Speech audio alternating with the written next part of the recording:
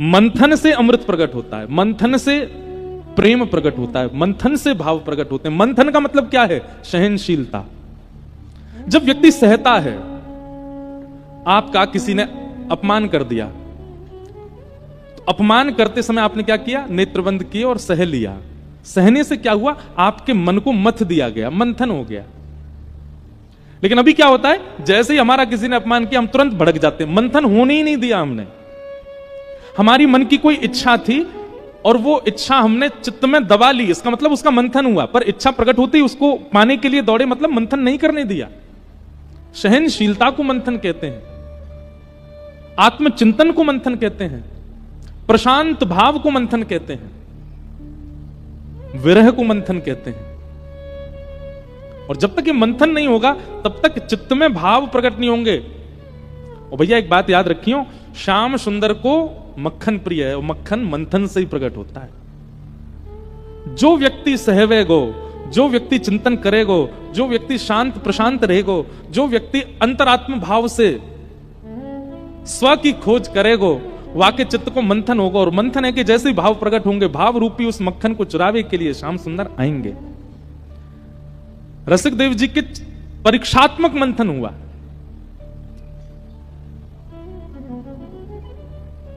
यहां पर माता पिता अगर प्रॉपर्टी देने से मना कर दें तो बच्चे केस फाइल कर देते हैं माता पिता के ऊपर ही। आज की डेट में सबसे ज्यादा एफआईआर भाई भाइयों की लड़ाई की चल रही है, संपत्ति के पीछे चल रही है। और यहां रसिक देव जी को उनके गुरुजी ने स्थान से निकाल दिया, वृंदावन से निकाल दिया, ब्रज से निकाल दिया, तब भी कोई केस फाइल नहीं की उन पर। मंथन किया, सहा, और सहने का प्रतिफल कि श्री गोरीलाल श्यामा श्याम दोनों प्राप्त हो गए। और उन्हीं रसिक देव जी का भाव आज पूरा वृंदावन गाता है।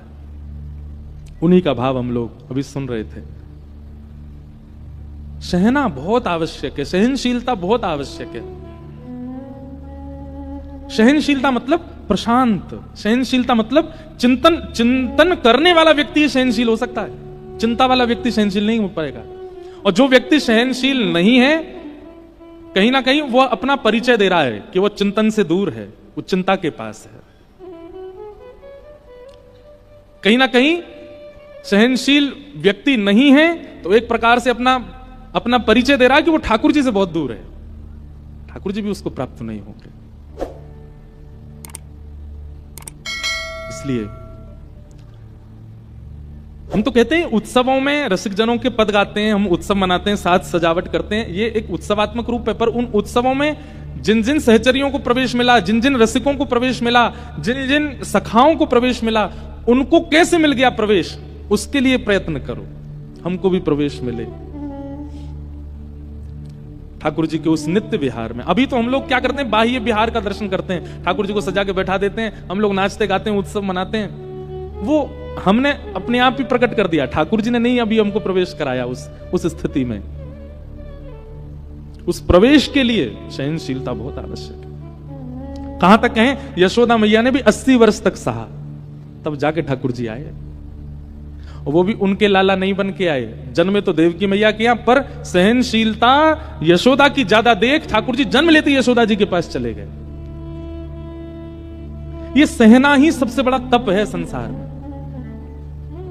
हमें लगता है अपने आप सहने के लिए हिमालय पर जा, इस तप को जिसने कर लिया ठाकुर जी आएंगे। आप ताली बजा रहे हो, पर हमको पता है बहुत कम समझ पाए हमारी बात, पर जिसको भी समझ में आई है वो बगल वाले को समझा देना। कथा ना सुनने का विषय नहीं है, चिंतन का विषय। आप चिंतन किया करो, और चिंतन तभी होगा जब शांत ज्यादा रहोगे। बोलते रहोगे तो चिंतन नहीं बन पाएगा। मुझे एक नाम बता दीजिए आप जिसने सहा ना हो और उसको ठाकुर जी मिल गए हों। एक नाम नहीं है ऐसा, सबने सहा। विभीषण ने सहा लंका में, हनुमान जी ने सहा, कितने वर्षों तक वो सुग्रीव के पास थे ही इसलिए कि राम जी आएंगे। सबरी ने सहा, हमारी वृंदावन की लीला में मीरा ने सहा, सूरदास ने सहा। आज यहां मुझे पता चला कि कई सूरदास बालक भी आए हैं जिनके पास बाह्य संसार देखने के नेत्र नहीं है, कई मूक बालक भी आए हैं। ठाकुर जी कहते हैं, देखो ये खड़े हुए हैं अभी मध्य में, इनके लिए जोरदार करतल ध्वनि बजाओ, विराज जाए।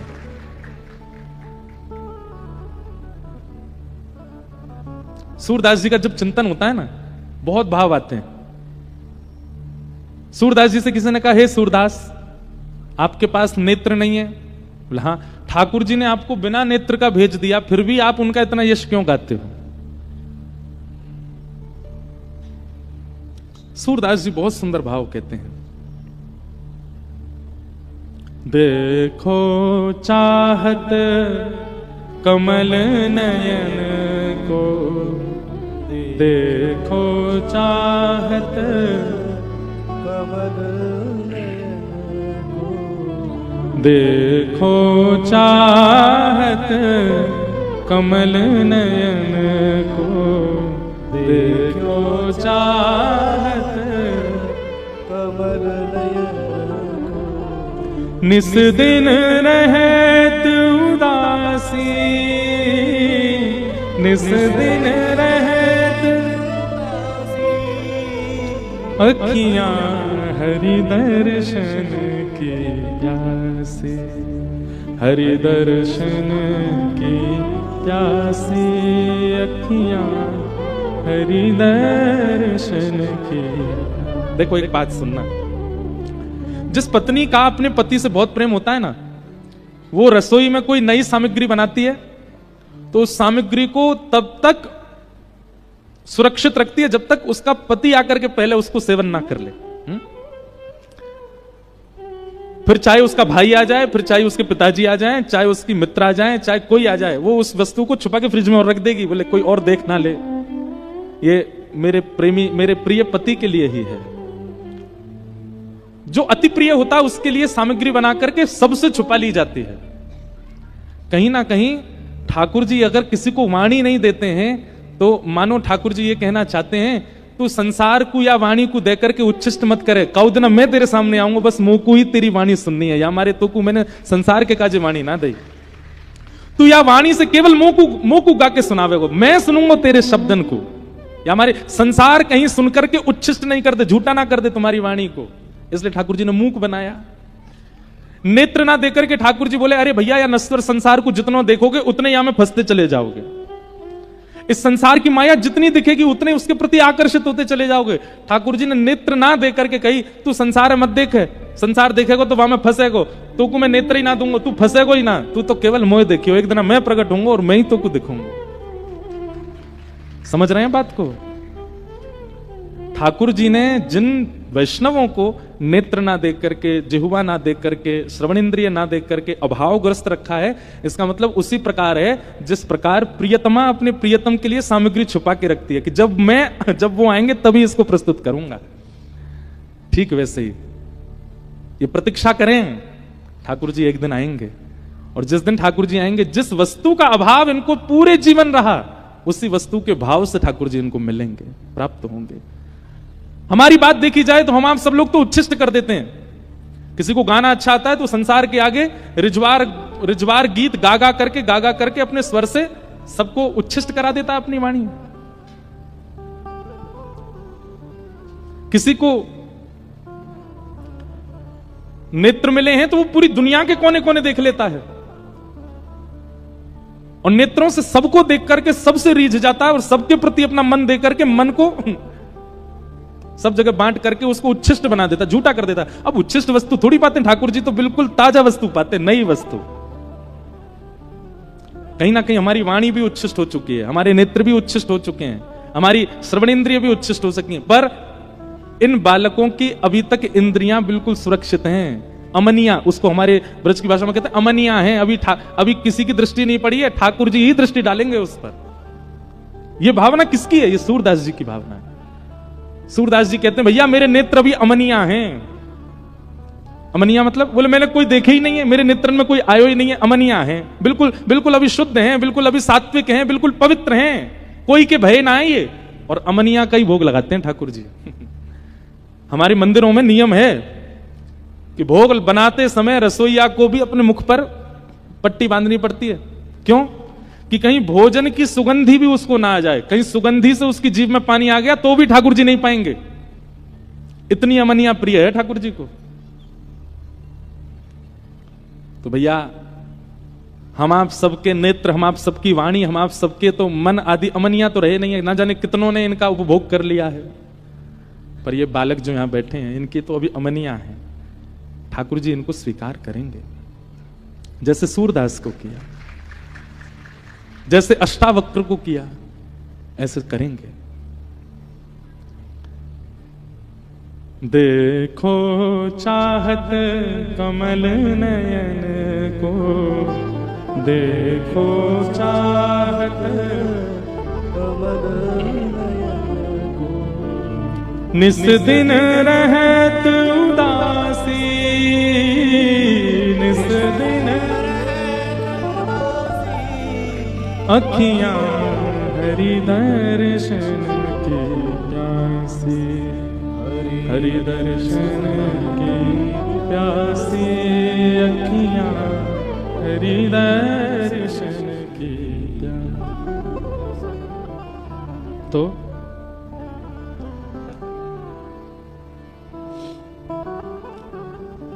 सहना बहुत जरूरी है भगवत प्राप्ति के लिए।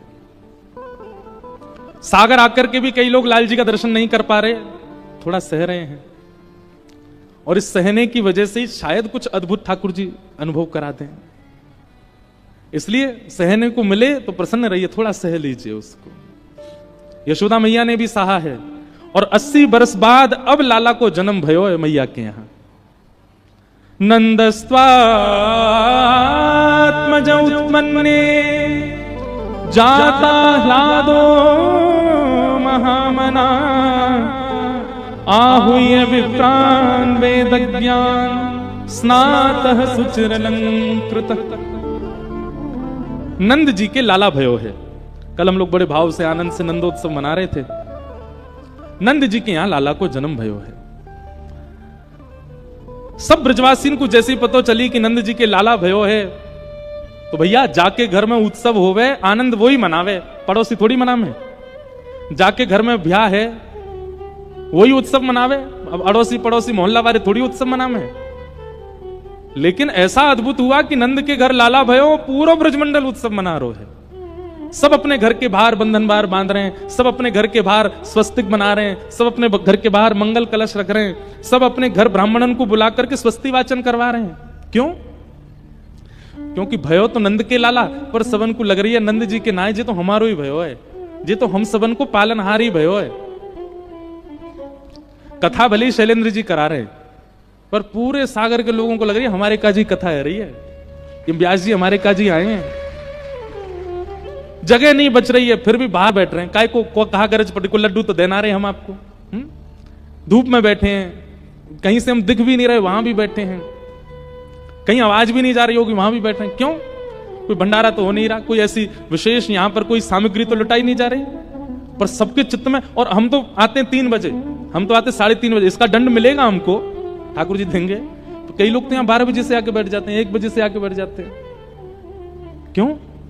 क्योंकि उन सबको यह अवसर अपने लिए लग रहा है कि भैया हमारे सागर में कथा है रही है, हमारे सागर में व्यास जी आए, हमारे सागर में लाल जी आए। कौन के काज आए? बोले हमारे काज आए। सबको अपना सा लग रहा है, तभी तो आ रहे हैं सब, नहीं तो क्यों आते? जबकि ये स्थान भी दूसरे छोर पर है, शहर से, शहर यहां से मूल शहर तो दूर ही है, फिर भी आप आ रहे हैं। ठीक ऐसा ही ये तो ये समझिए कि उस आनंद की एक बिंदु है जो आप लोगों पे छिड़की है, उस आनंद की सिंधु प्रकट हुई है ब्रजमंडल में। किसी को भी कानों कान खबर पता चलती है ना, नंद जी के लाला भयो, बैठे बैठे ही नृत्य करने लगते हैं, नेत्र आंसुओं से भर जाते हैं, नाचने लग जाते हैं। अरे भैया नंद जी के लाला भयो है। कोई ने आके पूछी, अरे भैया तुम इतने आनंद में काहे को भर गए? नंद जी तुम्हारे कोई सगे हैं का? बोले भैया हमारा कोई संबंध नहीं है नंद जी से, पर पता ना क्यों ये खबर सुन के बड़ो अपनत्व सा लग रहा है। ये खबर सुन के मन है रो, हमने एक नाच लें, हमने एक उछल लें, हमने एक आनंद कर लें। जिस खबर से सबके चित्त को आनंद हो जाता हो, समझ जाना वो खबर नहीं है, वो श्री कृष्ण ही है। इसलिए सबके चित्त में आनंद हो रहा है, सबके चित्त को सुख मिल रहा है।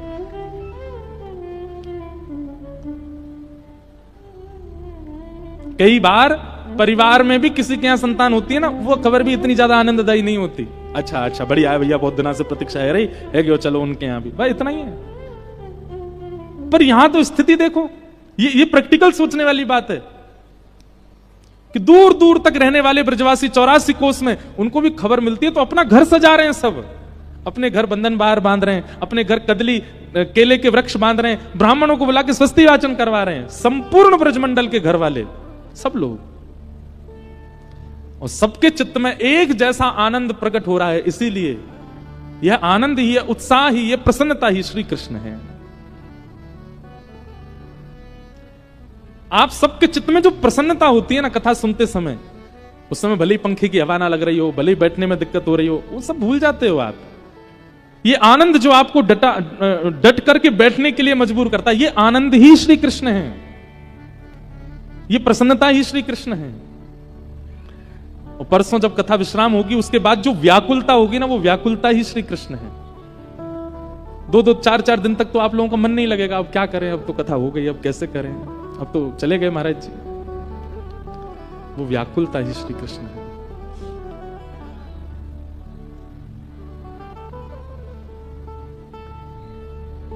आनंद, सब ब्रजवासी आनंद में भर गए, चारों तरफ से नंद भवन को घेर लिया, सब नाच रहे हैं, गा रहे हैं, उत्सव मना रहे हैं। नंद बाबा से सब कह रहे हैं, नंद बाबा ने एक लाला को मुखमंडल तो दिखाई दो, कैसा है आपको लाला। ठाकुर जी का जब तक नामकरण नहीं हुआ था, 1 साल के हुए लाला, तब तक नामकरण नहीं हुआ, तब तक सब क्या कहते हैं ब्रज में ठाकुर जी को, नीलमणि। क्या कहते हैं? नीलमणि। नीले नीले हैं लाला, नीली नीली मणि जैसे हैं। 5 दिन व्यतीत हो गए, अभी तक लाला को मुख कोई ने देखो ही नहीं है। क्यों? यशोदा मैया आभूषण की तरह लाला को हृदय से लगा के घूम रही, कोई को नहीं दिखा रही।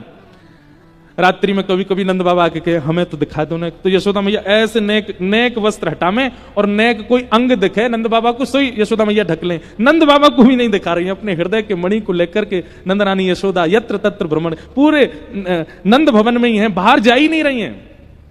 जब कोई बालक जन्म लेता, कई सखियां आ जाती हैं उसको मालिश करने वाली, उसको संभालने वाली, पर यशोदा मैया ने किसी को भी प्रवेश नहीं दे रखा, अकेली हैं लाला के साथ। और एकांत में कक्ष बंद करके, बिल्कुल खिड़की आदि पर सब पर्दा लगा के, एकांत में कोई देख नहीं ले, तब नेक अधर करके वस्त्र हटाती हैं और लाला का मुखमंडल देख करके नेत्र सजल हो जाते हैं यशोदा मैया के, अपने आप ही सुखित हो रही हैं। बस ऐसा मुख है, ऐसा स्वरूप है ठाकुर जी का।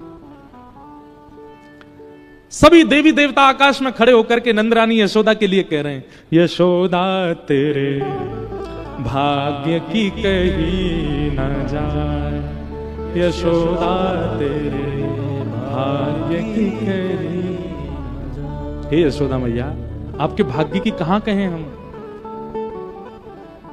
धर्म ही ते पायो यह धन, धर्म ही ते पायो, धर्म ही ते पायो यह धर्म। देवता कह रहे हैं धर्म से पाया है यशोदा मैया, आपने कोई बहुत पुण्य किए हैं।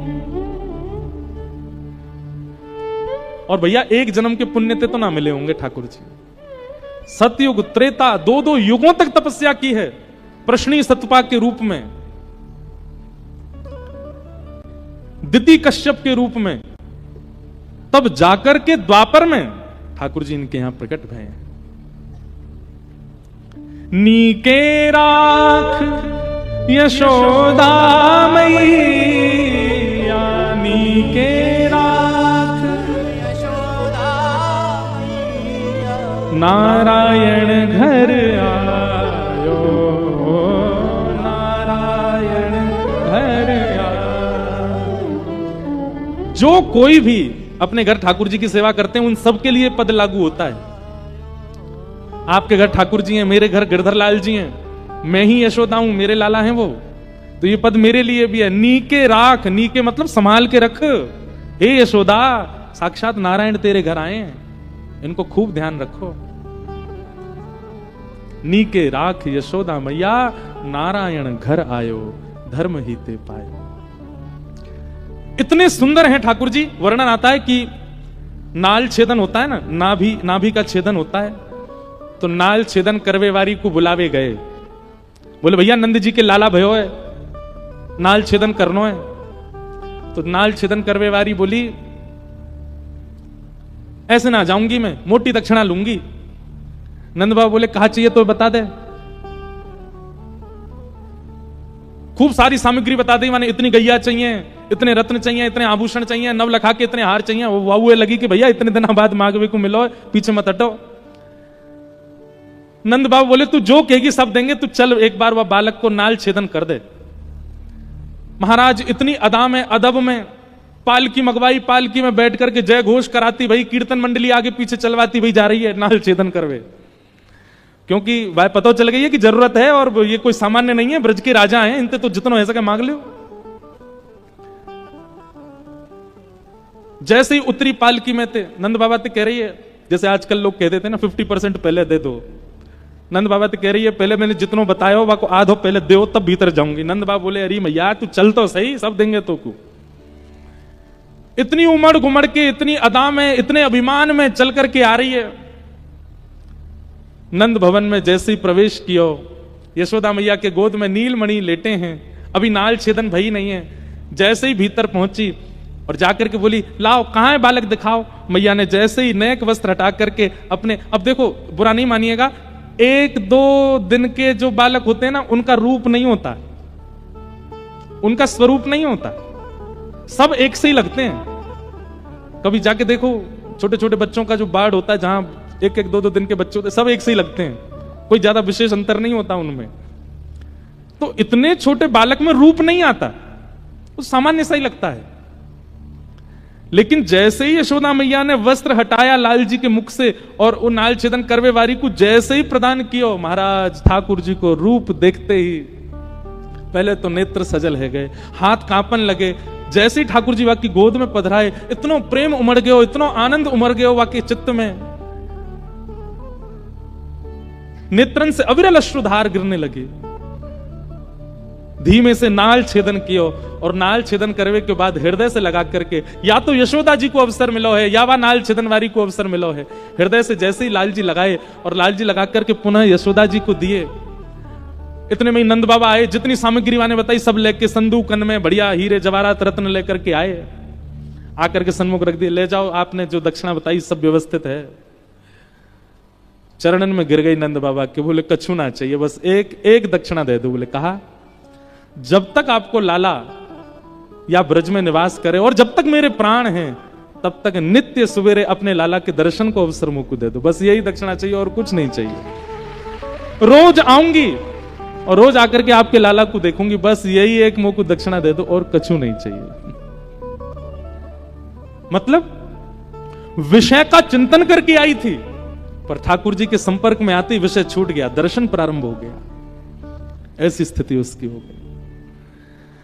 ब्रज में लाल जी जन्मे हैं, ब्रजवासियों का सब विषय छूटता जा रहा है, सब भोग विलास छूटता जा रहा है, सबके विषय, सबके भोग, सबके सब कुछ अब श्री कृष्ण बन चुके हैं, बस और कुछ नहीं।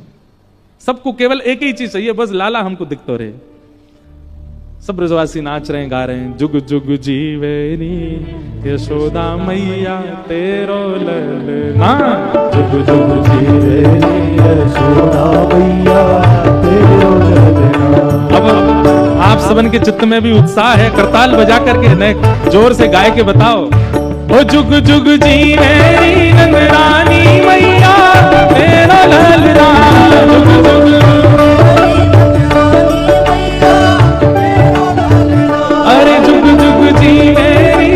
यशोदा मैया तेरा ललना,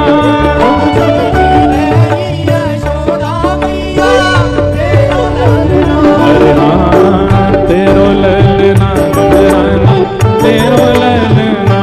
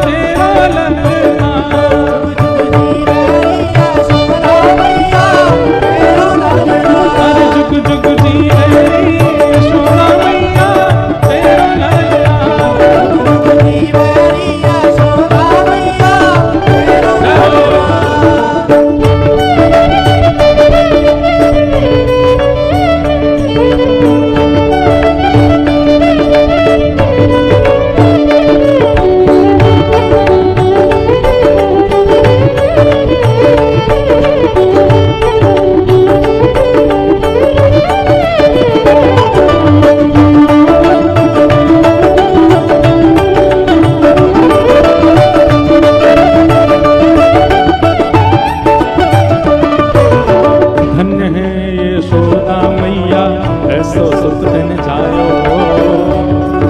यशोदा मैया ऐसो सुत तेने जायो।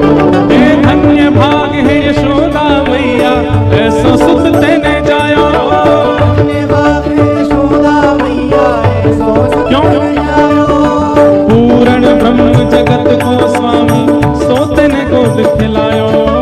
पूर्ण ब्रह्म जगत को स्वामी सो तेने गोद खिलायो। पूर्ण ब्रह्म जगत को स्वामी सो तेने गोद खिलायो। पूर्ण ब्रह्म जगत को स्वामी सो तेने गोद खिलायो। ओ याकू मगवा दे पलनवा तेरा लालना। याकू मगवा दे पलनवा तेरा लालना। हे याकू मगवा दे पलनवा तेरा लालना। याकू मगवा दे पलनवा तेरा लालना। हे जुग जुग जीवे यशोदा मैया तेरा लालना। जुग जुग जीवे यशोदा मैया तेरा लालना। हे नंद भरा नंद भयो। जय कन्हैया लाल की। हे यशोदा के लाला भयो। जय कन्हैया लाल की। हे नंद भरा नंद भयो। जय कन्हैया लाल की। हे नंद भरा नंद भयो। जय कन्हैया लाल की। हे जय कन्हैया लाल की जय गिरधर गोपाल की। जय कन्हैया लाल की। जय गिरधर गोपाल की। हे जगत प्रतिपाल की जय गिरधर गोपाल की। जगत प्रतिपाल की। जय गिरधर गोपाल की। हे नंद भरा नंद भयो। जय कन्हैया लाल की। हे नंद भरा नंद भयो। जय कन्हैया लाल की। सागर में आनंद भयो। जय कन्हैया लाल की। हे नंद जू के लाला भयो। जय कन्हैया लाल की। जय गिरधर गोपाल की जय कन्हैया लाल की। जय गिरधर गोपाल की। जय कन्हैया लाल की। हे जय गिरधर गोपाल की। जय कन्हैया लाल की। जय गिरधर गोपाल की। जय कन्हैया लाल की। हे नंद घरा नंद भयो। कन्हैया लाल की। हे नंद घरा नंद भयो। जय कन्हैया लाल की। नंद घरा नंद भयो। जय कन्हैया लाल हे की। नंद घरा नंद भयो। जय कन्हैया लाल की। बोल गिरधर गोपाल की जय जय श्री राम। जय जय श्री राम। जय जय श्री राम। बधाई हो। आप तो रूखी ही देते हो।